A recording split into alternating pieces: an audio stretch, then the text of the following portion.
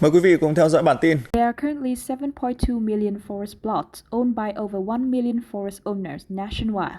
However, land and forest allocations are not synchronized with land leasings for forestry. Additionally, land and forest type landing still overlap, with new regulations on forest and environment leasing, ecotourism, and infrastructure construction. Land law is expected to help resolve bottlenecks in the forestry industry. In the next 2 days, the Mekong Delta may experience a high seawater intrusion as it enters the peak of the flood season.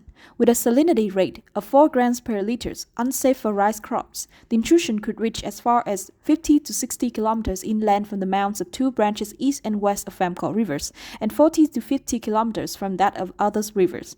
Given the higher than average salinity intrusion, localities are advised to store fresh water to support agriculture and livelihood. VDI has successfully developed an electronic ignitions EI system, a technology that few countries in the world can achieve. With about 200 huge small components, the process of producing each EI system is akin to making a watch.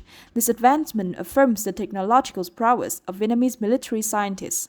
This morning, the UN General Assembly (UNGA) convened to discuss the situation in Gaza amidst the Security Council's inability to pass a draft resolution calling for an urgent ceasefire in this region. UNGA's president urged all parties to restrain military actions and once again call on the international community to act promptly to end the crisis.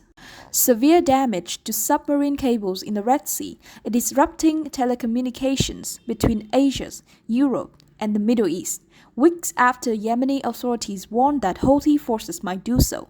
However, the Houthis have denied allegations of involvement in this incident.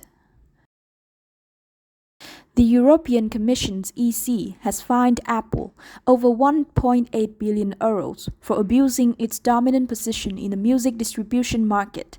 The company immediately declared it would appeal, arguing that the EC failed to uncover any credible evidence of consumer harm and ignored the reality of a rapidly growing and competitive market.